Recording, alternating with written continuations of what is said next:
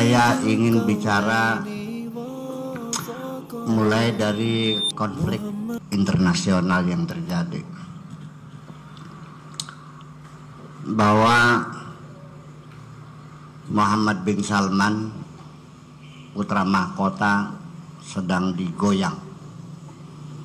Mengkhawatirkan sekali karena menyerang Yaman. Dia membuka konfrontasi dengan Iran, dan juga dia konon mengizinkan orang perempuan di Saudi boleh nyetir mobil. Reaksinya keras, karena bagaimanapun pemikiran-pemikiran keagamaan hebat sekali. Nah, ketika terjadi, ya udahlah kita umum aja lah, nggak usah sebut negaranya, pokoknya di satu negara mana saja, ketika terjadi konflik horizontal, perang saudara, dan ini bisa terjadi di mana-mana, di sini juga bisa terjadi. Dan lalu akibatnya ya kita lihat, Uni Soviet bubar, Yugoslavia bubar, Majapahit, Tarumanegara, Mesopotamia, Babilonia, Romawi, itu adalah negara yang bubar karena konflik horizontal, perang saudara tidak terselesaikan, sehingga jalan keluarnya sangat menyedihkan, dibelah negara itu menjadi dua, menjadi tiga, seperti Korea Utara, Korea Selatan, bisa menjadi 6 seperti Yugoslavia, dan banyak lagi. Kalau Indonesia bubar jadi 50. Nanti ada Pasundan, ada Kecerbonan, ya kan, ada Madura, ada Bali, itu nanti kita sengsara. Nah, makanya begini, ketika terjadi konflik itu, kalau memang tidak bisa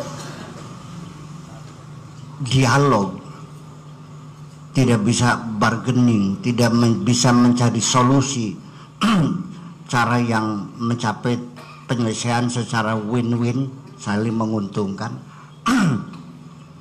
sebelum terus menjadi persoalan besar dan tidak terhindarkan harus terjadi perpecahan negara, maka juga ada kesempatan lain, yaitu kita minta tolong kepada negara adik kuasa untuk intervensi, ya kan, melalui PBB, melalui lembaga-lembaga dunia untuk menjadi mediator, mendamaikan.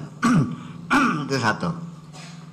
Kemudian, bagaimana caranya mendamaikan dua konflik itu? Yang mungkin akan dipelajari akar permasalahannya apa. Apakah karena konflik beda agama, apakah beda budaya, apa beda kepentingan, apa keadilan sosial, banyak sekali.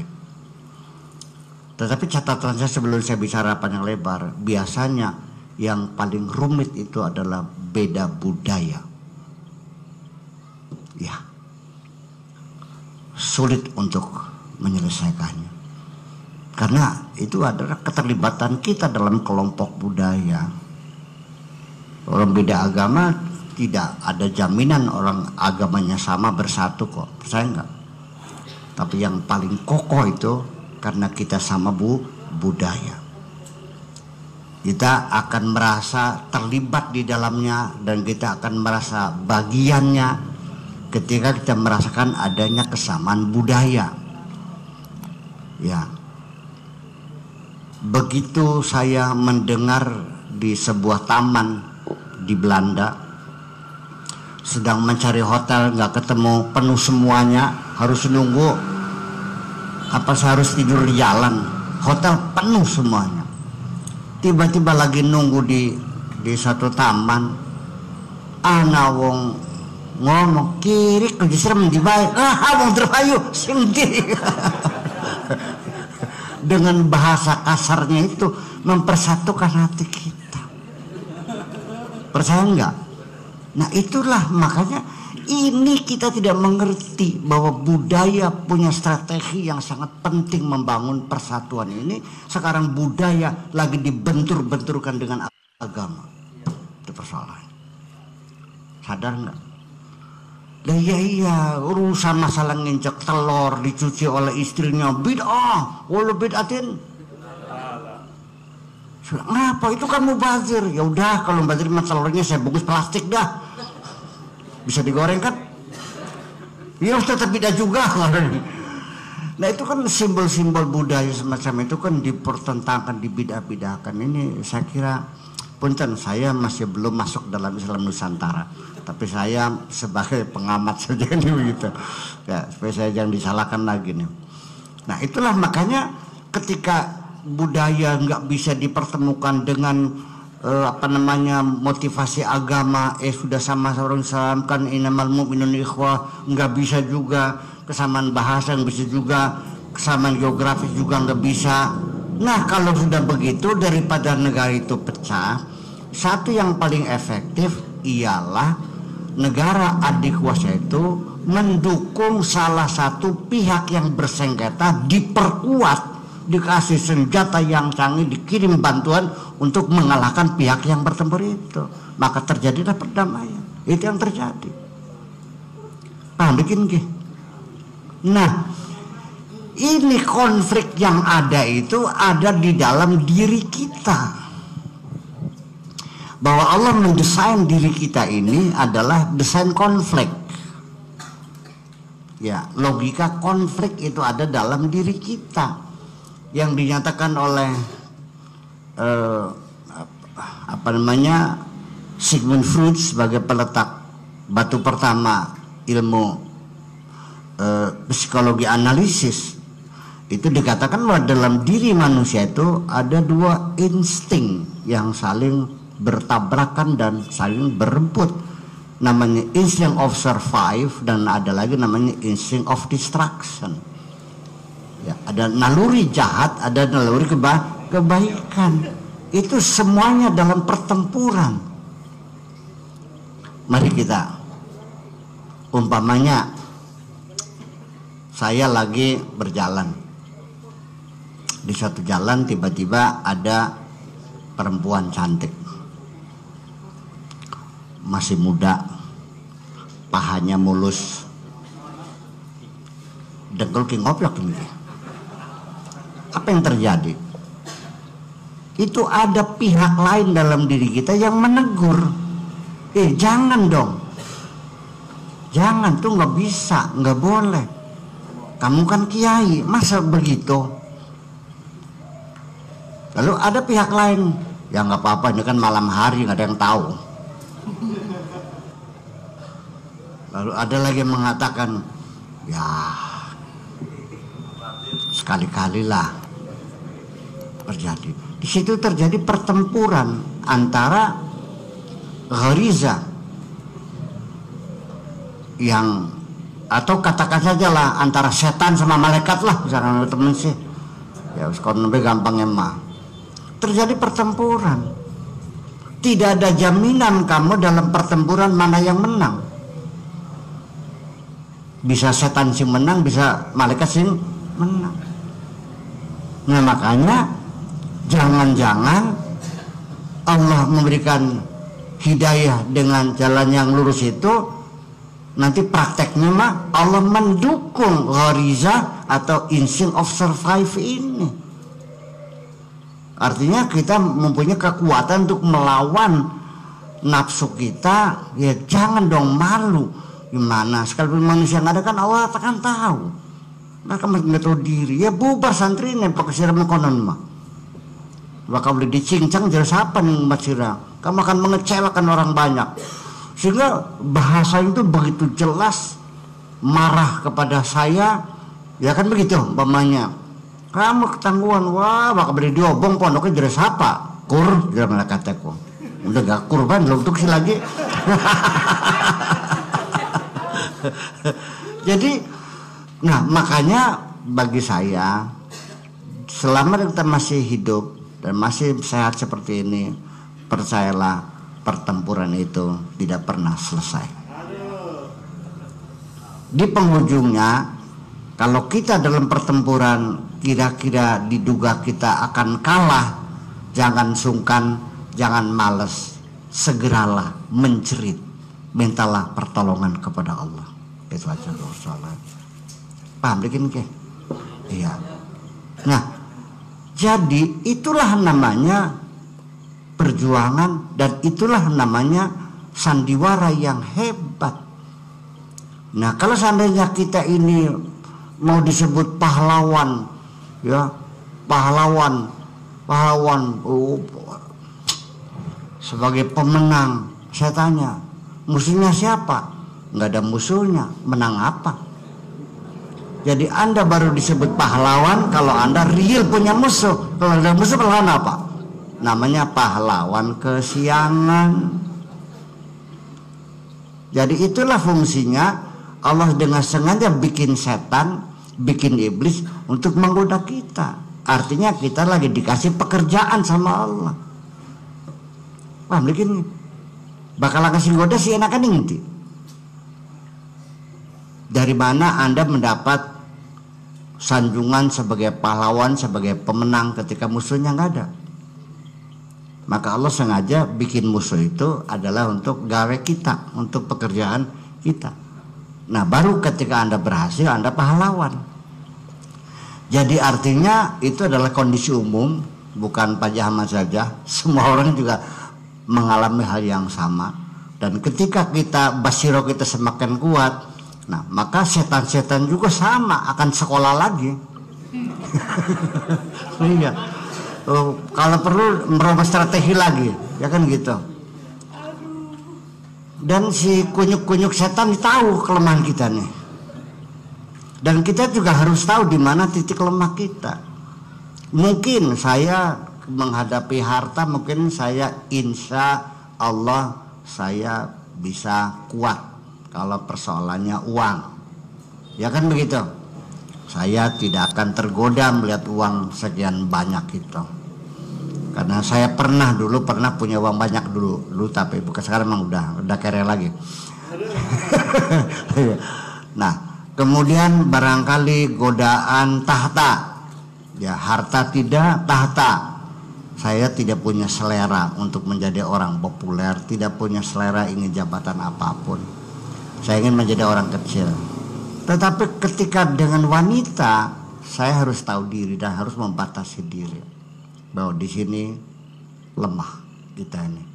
Yang paling gawat itu adalah wanita. Makanya ke depan gitu, jangan terlalu berakrab-akrab dengan wanita. Jadi setengah sapaduni bae. Sebatas saling menghormati, sebatas kerjasama, sebatas ya kan saling mengagumi boleh. Tapi jangan terlalu berakrab-akraban. Punten Pedi, barangkali ada orang perempuan minta diantar pulang, punten sore nggak bisa deh. Minta tolong Kang Sarip aja. Naik motor gitu. Tapi yang dasar Kang Sarip, nggak ada lubang, ada batu, terlalu sering ngerem juga seringnya. Nah itulah pola semacam itu. Jadi jangan kecil hati. Ya, jangan malu ketika kita sudah hampir akan kalah, segeralah minta tolong kepada Allah Subhanahu wa taala. Dan namanya kenapa surat Al-Fatihah disuruh dibaca oleh kita sehari minimal 17 kali. Dari mulai bangun tidur 2 kali sampai akan tidur 4 kali. Di siang hari 4 kali, sore 4 kali, menjelang tenggelam matahari 3 kali, sebelum tidur 4 kali, 17 kali. Ihdinas siratal mustaqim. Saya yakin kalau kita sedang mengucapkan ihdinas siratal mustaqim, hati kita mengatakan ya Allah bimbinglah hatiku ini. Yang dibimbing itu hati akhirnya, bukan kaki, bukan. Iya. Rabbana la tuzigh qulubana ba'dail hadaitana. Jangan kau selewengkan hati kami setelah mendapatkan hidayah. Jadi yang menerima hidayah itu bukan otak kami, bukan telinga kami, bukan kaki kami, tapi hati kami. Itulah namanya hati yang terbimbing. Nah, ketika hati itu terbimbing, kalau sudah berjalan mulus sekian lama, maka akan tumbuhlah namanya potensi basiroh itu. Tapi tetap selamanya basiroh akan terus diuji oleh Allah. Terima kasih, gitu kira-kira. Assalamualaikum warahmatullahi wabarakatuh. Mas, saya Muhammad Nasir dari MSI Wilayah Tegalgubuk Lor. Mungkin yang saya tanyakan ini Bu ya, tentang kemarin pas disinggung acara pengajian malam Senin tentang ayat surat Al-Kahfi, perjalanan Nabi Musa dan Khidir, ayat berapa ya? Lupa sih. Fantalaqa hatta idza ataya ahla qaryatin istata'ama fa'abau ahlaha fa'abau ayudhaifuhuma. Terus di keterangan selanjutnya terdapat keterangan Nabi Khidir di situ, wa ammal jidaru fakana lighulamaini yatimaini fil Madinah. Dari secara tekstual gitu ya, seakan-akan tidak ada sinkronasi antara Qaryah dan Madinah sesuai keterangan Nabi Khidir. Pertanyaannya, apakah redaksi Al-Quran dalam bahasa ini, dalam konteks ayat ini, apakah fil Madinah di situ itu kan ahlal Qaryah? Pada ayat pertama menggunakan istilah Qaryah gitu ya, kata Qaryah. Terus selanjutnya amal jidaru fakana lighulamaini yatimani fil Madinah, ujuk-ujuk gitu ayat selanjutnya fil Madinah gitu. Apakah penggunaan ini ada kaitannya dengan pelaku khitab dari ayat tersebut? Situ kan fil Madinah disebutkan fakana lighulamaini yatimaini fil Madinati wa kana tahtahu kanzul lahuma wa kana abuhuma shaliha. Nah, titik tekannya di situ. Apakah ayat selanjutnya menerangkan fil Madinah karena di situ ghulamaini yatimaini tersebut orang tuanya shaliha, sedangkan Qaryah, penggunaan kata Qaryah, ahlul Qaryah di situ penduduk di situ waktu itu enggan gitu ya, enggan menjamu keduanya Nabi Khidir dan Nabi Musa. Apakah ada apakah ada ini apa namanya?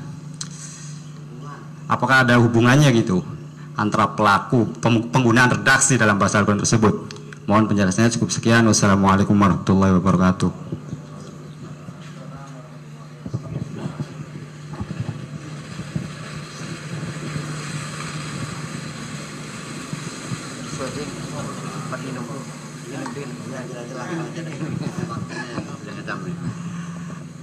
Yang penting gini, jangan sampai kita melihat redaksi Al-Quran yang berubah tiba-tiba itu.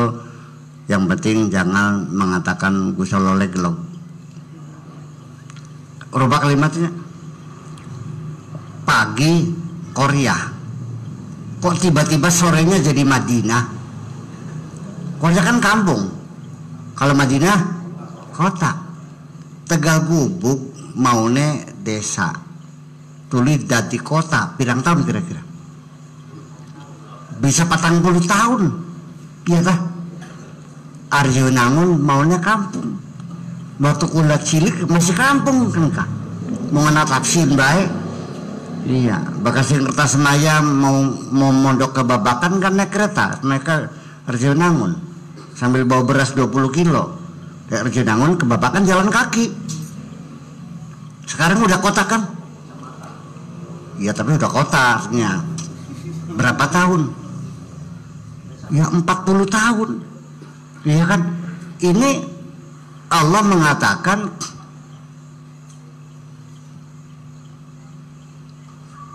mereka datang ke suatu kampung. Ya kan gitu. Fa'abau an yudayyifu huma. Wa wajada jidaran yuridu an yanqadda. Lalu Nabi Khidir menjelaskan, ini saya perbaiki ini karena tembok ini punya 2 orang anak yatim di kota ini. Tadi bilang kampung, ini kota ini. Di surat Yasin juga ada. Wadrib lahum masalan ashabal qaryati idja'ahal mursalun.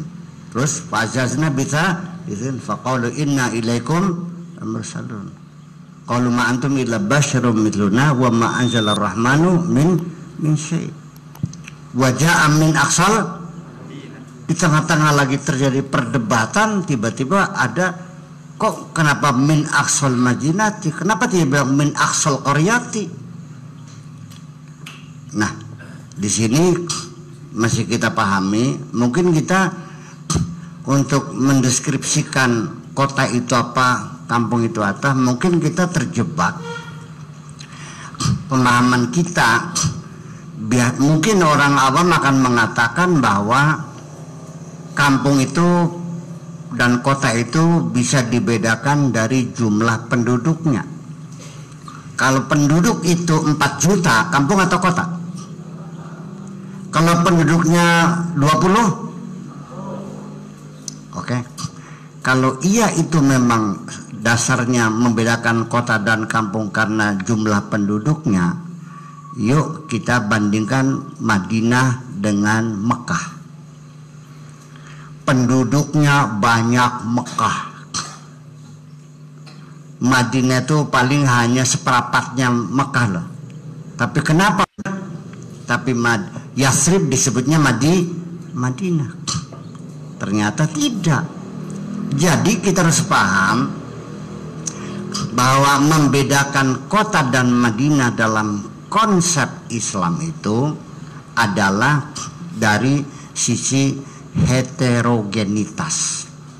Sekalipun penduduknya banyak, tapi kalau semuanya itu tidak ada heterogen, orang kafir semua, kayak Tegal Gubuk nih, orang NU semua, orang Islam semua, bagian penduduknya 10 juta, kampung Sirati. Baru disebut kota kalau penduduknya heterogen. Ada NU, ada Muhammadiyah, ada Islam, ada Kristen, ada Buddha, ada Hindu, ada orang yang soleh, anak kiainya anak, copetnya anak. Ketika itu penduduknya heterogen, maka itulah disebut Madinah. Kenapa disebut Korea oleh Nabi Khidir? Karena dalam anggapan pikiran Nabi Khidir ini Korea. Tetapi ternyata ada tembok setelah dapat diketahui bahwa ini punya orang anak yatim yang bapaknya orang soleh. Berarti di situ ada yang soleh, ada yang tidak soleh. Berarti bisa itu namanya Madinah. Anak kiainya anak garome. Iya kan? Dan demikian juga ketika ditangkan para wadrib lahum masalan ashabal qaryati izal mursalun, mereka menolak kafir semuanya. Ternyata di antara mereka ada orang yang beriman. Wajah min aqsal madinati rajulun qala ya qaumi tabi'ul mursalin ittabi'u man la yaslukum ajran wa hum muhtadun. Ternyata ada juga orang yang berimannya. Berarti ketika di desa itu ada yang beriman, ada yang tidak, berarti sudah sah disebut kota. Itu persoalan.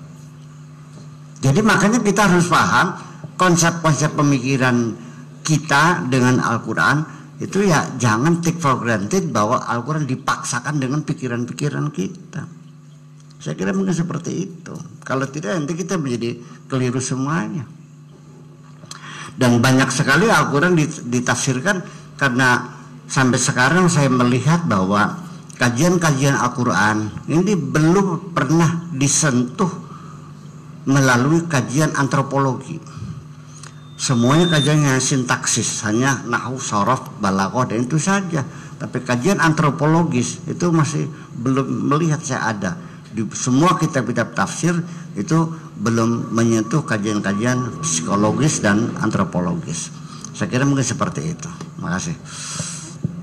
Satu lagi terakhir dan nih. Ini pertanyaan terakhir saking keluarga besar Pundi. Mohon.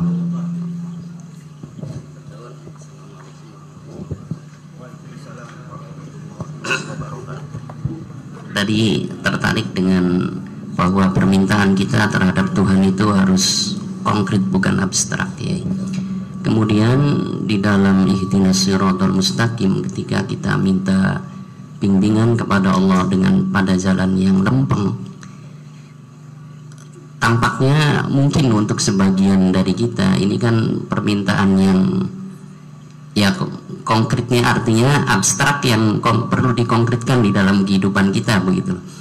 Lah konkret di dalam kehidupan fakta di dalam lapangannya itu apakah perlu seorang minta petunjuk itu harus ada, artinya tadi yang membimbing bersifat, artinya permintaannya kepada Allah, tetapi bahwa ada seseorang yang kemudian membimbing ke jalan yang disitu disebutkan dengan siratal ladzina an'amta alaihimnya gitu, yaitu jalan orang-orang yang memang diberi nikmat oleh Allah minal anbiya wasiddiqin wasyuhada wassolihin. Itu yang pertama. Jadi artinya diperlukan tidak di dalam menuju kepada itu, di dalam konkretnya itu seorang yang juga membimbingnya gitu. Kemudian yang kedua, kalau tidak salah tadi saya mendengar ataupun ya kiai menyebutkan bahwa anbiya wal mursalin itu ada khitabus siyasi atau apa itu? Khitabus siyasi ya. Itu khitabus siyasi itu maksudnya bagaimana? Kalau nggak salah dengar saya tadi khitabus siyasi ya. Kemudian yang ketiga, ya itu saja dulu ya. Mas terus. Assalamualaikum warahmatullahi wabarakatuh. Waalaikumsalam.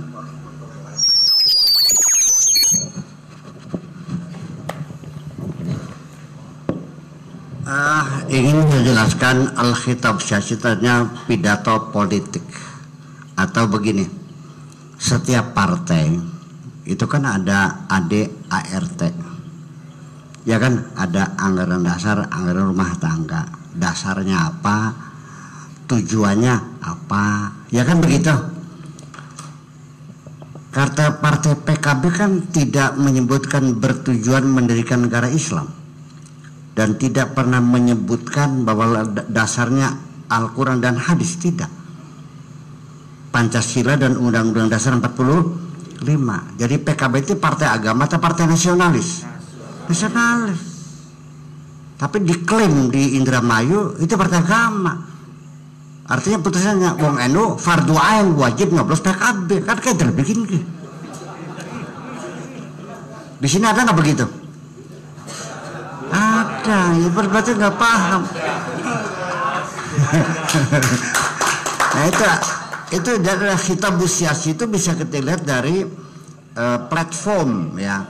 Jadi dari sisi platformnya itu kan ada partai nasionalis, ada partai agamis, ada partai sosialis, ada partai liberalis, macam-macam. Itu kan ideologi besar sekarang itu kan ya, kalau tidak komunis atau sosialis, liberalis kan gitu, dan agamis dan sebagainya.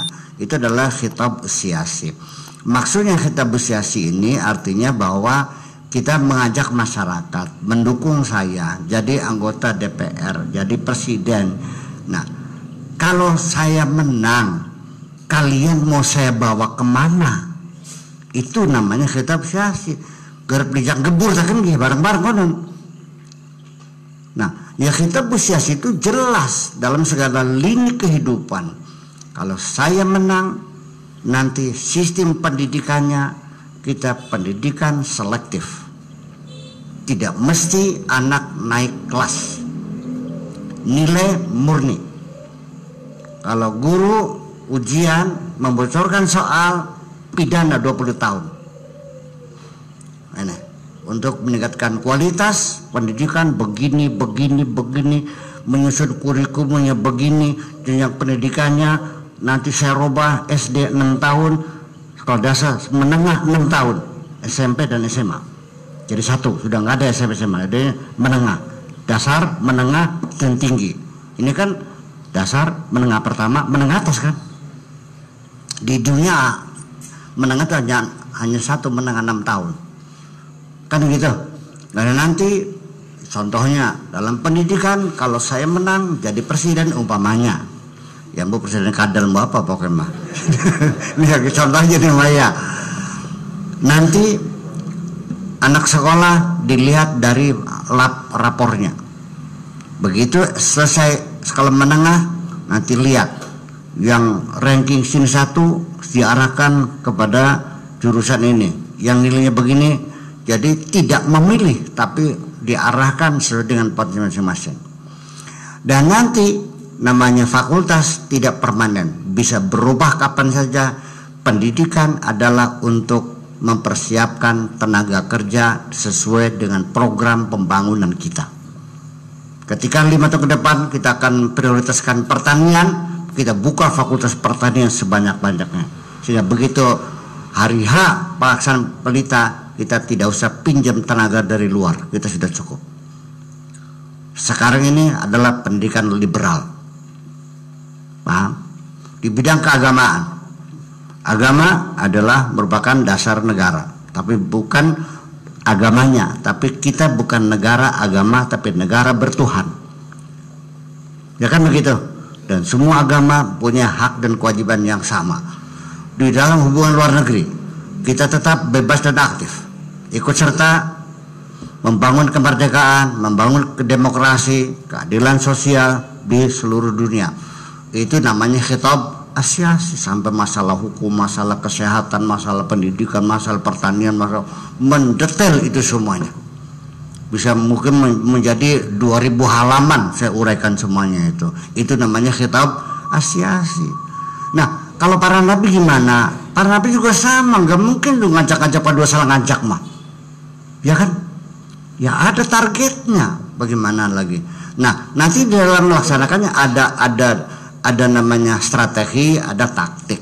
Kalau taktik tuh ya kita bisa saja mundur, tapi bukan kalah ya, untuk mengatur saja. Target adalah menang. Nah, makanya ketika Nabi Muhammad itu menaklukkan kota Mekah, kenapa Abu Sufyan tidak digantung saja, malah dia diposisikan sebagai orang terhormat? Itu taktik, bukan strategi masalahnya. Karena bagaimanapun kelompok Bani Umayyah itu kelompok besar di Jazirah Arabia yang harus diperhitungkan keberadaannya untuk masa depan Islam selanjutnya. Itu kan persoalan politik, ini masalah budaya. Itu namanya khitab asyasi. Itu maksudnya. Jadi Nabi itu bukan orang goblok dong. Iya kan? Iya, dan itu semuanya atas bimbingan Allah, jadi sudah ada, jadi artinya platformnya sudah jelas bisa dibaca. Sehingga tidak bisa dipungkiri bahwa orang Mekah tidak percaya kepada Nabi Muhammad itu bukan karena persoalan agama, persoalan politik. Karena Nabi Muhammad itu mengajak orang Mekah kepada kalimat tauhid, yaitu kata persatuan. Disitulah mereka terancam, kalau mau menang ya saya digerus semuanya. Iya, orang Mekah percaya Nabi jujur kok, Nabi hebat, nggak pernah bohong, nggak pernah nipu, nggak pernah. Semua orang Muhammad al-Amin. Tapi kenapa begitu kalimat tauhid mereka melawan semuanya? Karena takut kehilangan jabatan, persoalannya. Ini persoalannya. Nah, itulah kira-kira seperti itulah. Kemudian pertanyaan yang apa tadi tuh? Yang pertama tadi apa tuh? Ini kan terjawab, yang kedua dulu, yang pertama Pak.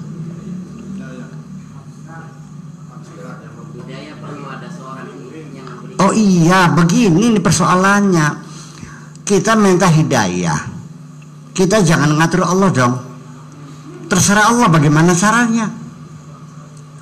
Nah, Allah ngasih hidayah dengan cara suatu ketika orang Belanda di Cirebon, ketika Belanda menyerah, ya kan gitu, dan pulang ke negerinya, ada seorang kolonel Belanda di Cirebon nggak mau pulang, saya mau tinggal di sini saja. Kenapa? Karena dia sudah masuk Islam. Lalu di mana tempatnya? Dikasih tempat di makam Jabang Bayi di Kesambi di sana. Dan saya pernah ketemu. Mungkin yang seusia saya mungkin pernah tahu. Bagaimana dia Allah memberi hidayah?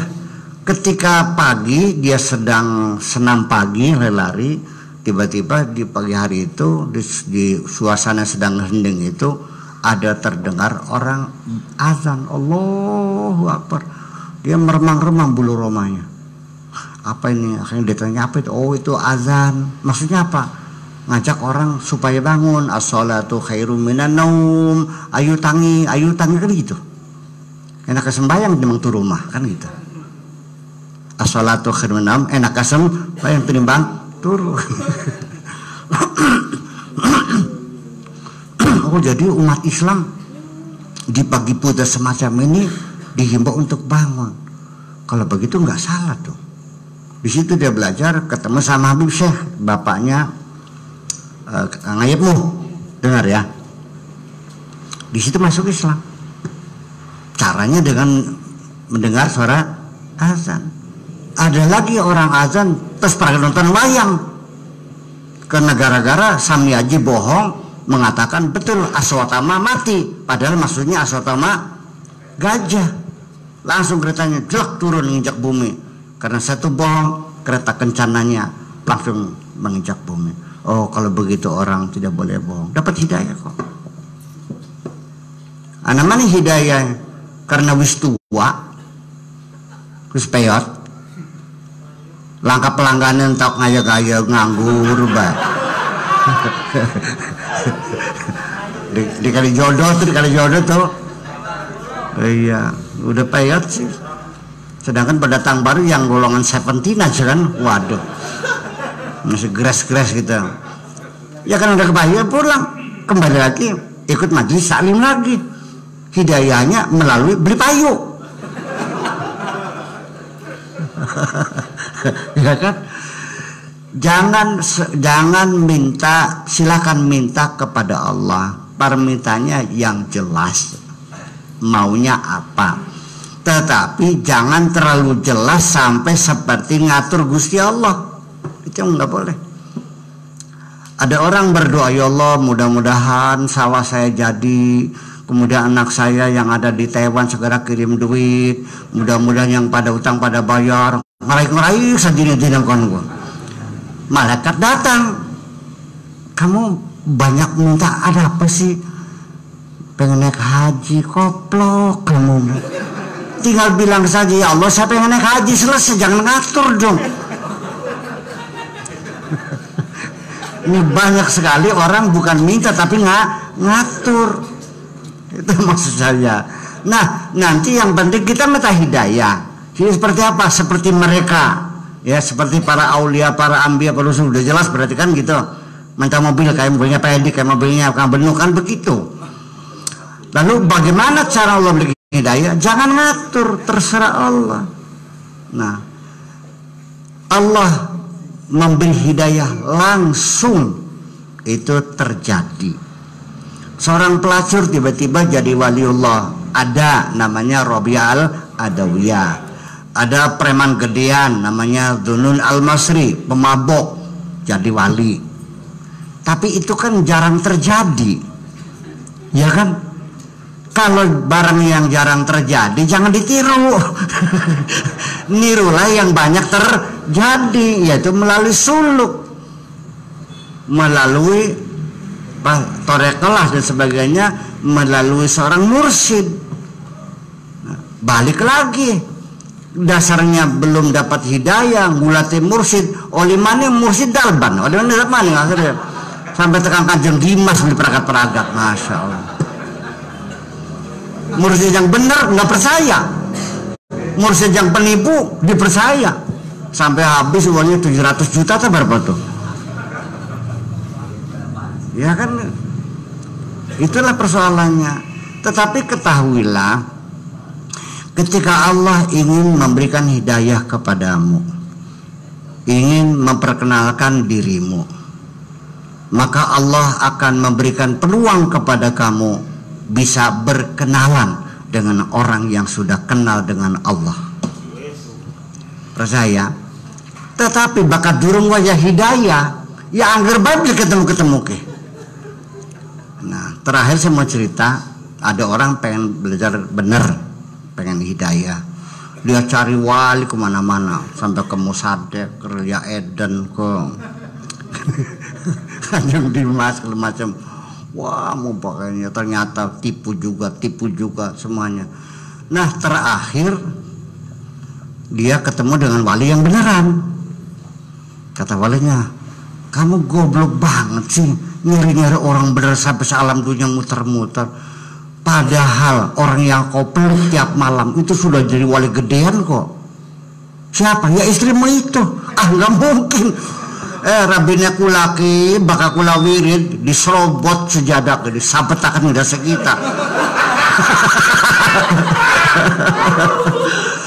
Bari ngomongnya karir kalau apa suami tetangga sebelah barat jam 3 pagi sudah berangkat ke sawang giring-giring air, tetangga sebelah timur suaminya jam 4 sudah pergi ke pasar, suami saya sampai jam 9 pagi masa gak ada kita perang sana tasbih bisa digoreng perang sana.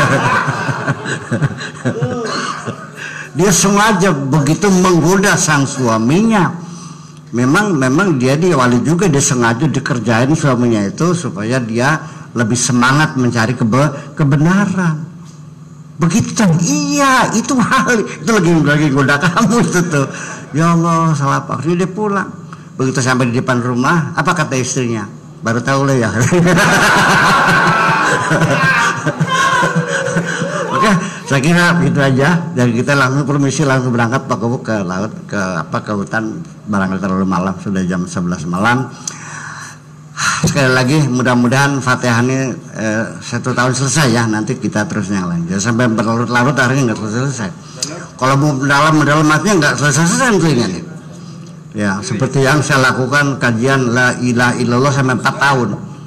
Jadi mah jangan deh ya, saya ganti lagi. Biar agak luas sedikit, mendalam sedikit, luas sedikit. Jangan terlalu mendalam sekali.